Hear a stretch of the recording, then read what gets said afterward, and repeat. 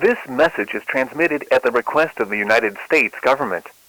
Multiple nuclear weapons have been identified from areas of Russia, China, and North Korea.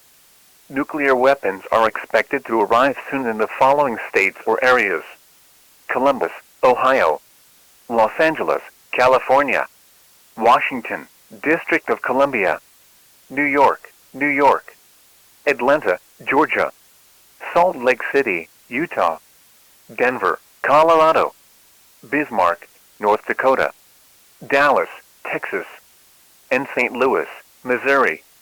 As of 4:30 p.m. Eastern Daylight Time, nuclear weapons have not arrived in the United States.